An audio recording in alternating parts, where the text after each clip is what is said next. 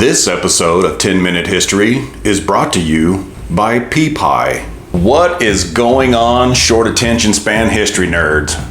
My name is Mike Perry, and you're watching 10-Minute History.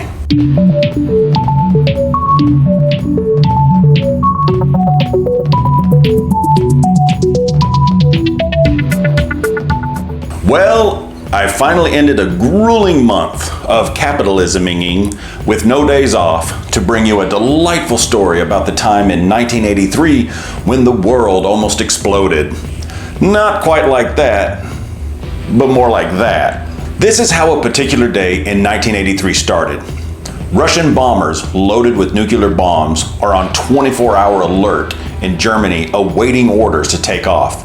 Russian military states these are preparations for the immediate use of nuclear weapons against the United States of America. Now, if you were alive in 1983 and this didn't pucker your balloon knot, you were the only one, or you were Chuck Norris. This scenario actually happened in 1983. This was the closest the world has come to all-out nuclear war. So what happened? A NATO exercise named Able Archer 83 triggered the Kremlin into believing the US and its allies were about to launch a full-scale nuclear attack on the former Soviet Union. The threat seemed so real that the USSR was mere minutes away from attempting to strike first. Now, this wasn't a far-fetched idea. The US and Russia spent decades with their hands in each other's faces saying, "I'm not touching you, I'm not touching you, you can't do anything about it, I'm not touching you." Now, according to documents, the heightened Soviet alert was raised in the fighter-bomber division of Soviet forces stationed in East Germany. To all you Gen Zers, Germany used to be split in two countries, one free and one communist. I'll do a video on it soon to catch you all up to speed. All command posts were ordered to be manned around the clock by rotating teams. The chief of the Soviet Air Force, Marshal Pavel Kutuzov, ordered all units of the Soviet 4th Air Army in Poland to return to base and wait for orders to attack. The fighter-bomber division was ordered to load nuclear bombs on one squadron of aircraft in each segment. These aircrafts were to be manned and placed on readiness 3, meaning 30-minute alert to destroy first-line enemy targets. See, we were just minutes from nuclear war. You see, Europe was the scene of a decade-long standoff during the Cold War as both superpowers prepared for conflict on land and in the air, including the use of nuclear weapons. A review of the incident uncovered that Soviet military doctrine called for preempting a NATO attack by striking first, and Warsaw Pact forces had long assumed a NATO offensive could start under the cover of an exercise such as Able Archer. The West was also prepared to use nuclear weapons in response to a conventional attack from the larger Warsaw Pact. By the way, the Warsaw Pact was a bunch of commie countries that banded together for protection and included Russia, Poland, Romania, Czechoslovakia, which doesn't exist anymore, Bulgaria, and Hungary. They were like the emo kids that stuck together in high school so that the jocks didn't pick on them. Only these emo kids would enslave and murder their own citizens for any minor violation, or just because. Anyway, the Soviet Union deployed nuclear-capable Su-17 fighter bombers in East Germany with 6 to 8 pylons for bombs. One of the most ominous signs of the 1983 Soviet alert came in an intelligence report about a squadron at Neuruppin, East Germany. The aircraft were to be loaded with an electronic jamming pod for protection. This would prevent the US from knowing the attack was underway. However, the squadron asked to do without the electronics because of the unexpected weight and balance problems. Now, back then, everything electronic was the size of a refrigerator. U.S. military intelligence concluded that this message meant that at least this particular squadron was loading a munition configuration that had never been actually loaded before, like a nuclear bomb. A top U.S. intelligence official on the scene during Able Archer, Lieutenant General Leonard H. Perutz, contacted his superiors at the peak of everyone having their panties in a wad. He spoke with the Commander-in-Chief of the U.S. Air Forces in Europe, General Billy Minter. When Minter asked whether the United States should react to what was happening in East Germany, Perutz replied that there was insufficient evidence to justify increasing our real alert posture. But Perutz Perutz grew more and more worried as information came to his attention. If I had known then what I had found out later, I'm uncertain what advice I would have given, he later wrote. It's a good thing that cell phones and emails hadn't been invented. We would still be shivering from a cold nuclear winter. What made this more tense for U.S. military commanders was that then President Ronald Reagan publicly described the USSR as an evil empire, and the launch of Reagan's Strategic Defense Initiative, or Star Wars,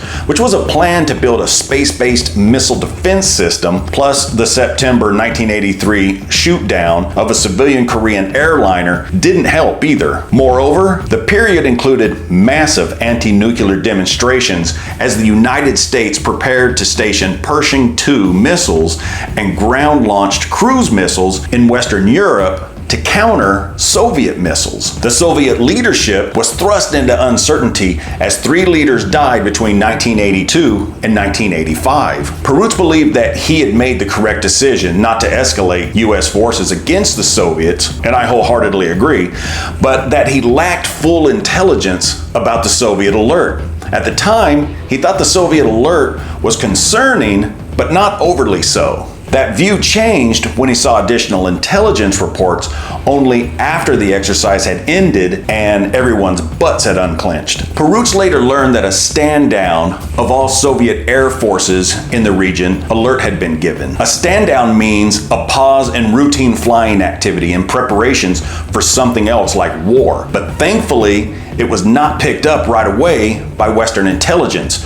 Also, the lag in information worried Perutz. Perutz wrote that a real stand down of aircraft was secretly ordered in at least the Soviet Air Forces unit facing the central region, and that stand down was not detected. The Soviet alert in response to Able Archer began after nightfall on Wednesday evening. There was no flying on the following 2 days, which led to the weekend, and then the following Monday was November 7th, the Revolution holiday. The absence of flying could always be explained, Perutz wrote, but then new material arrived that was alarming and produced an intelligence warning. On November 9th, overhead photography showed fully armed Flogger aircraft on air defense alert at a base in East Germany. When the photograph was viewed by U.S. officials, the stand down had been underway for a week. So essentially, the Soviet Union had at least a week to prepare for all-out war, while the U.S. was staying up late watching reruns of Benny Hill. And the Flogger, by the way, was a Soviet MiG-23 fighter, a pretty badass fighter. After a military review, it was concluded in 1983 we may have inadvertently placed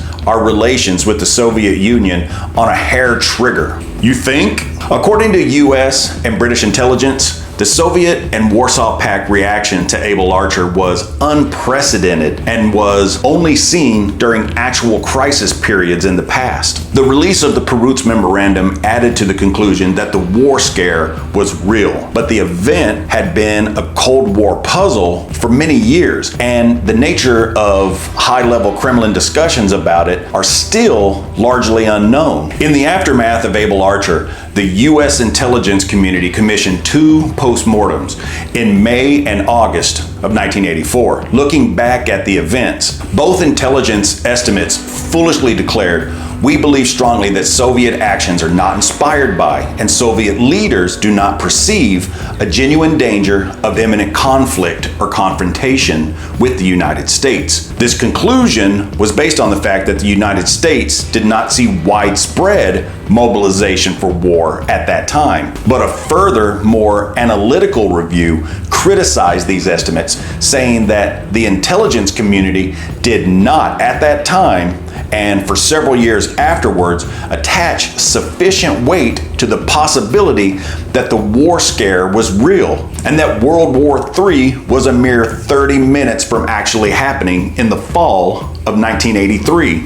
So, that's the closest we've ever come to blowing up our planet and leaving it to the cockroaches and the pyramid scheme promoters, who incidentally are just another form of roach. Let's make a quick deal. If you learned something new, hit the subscribe button. And while you're at it, hit the thumbs up button. It's just to the left.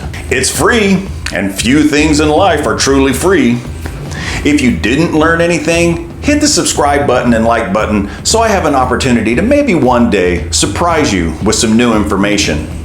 And stick around for my bloopers and check out one of my other videos that YouTube thinks you might like. Until next time. Well, I almost did it. I almost got through it. That's not even what that says. I should have read this. You got to read your scripts, Mike. Man, just read the script, man. Quit adding words.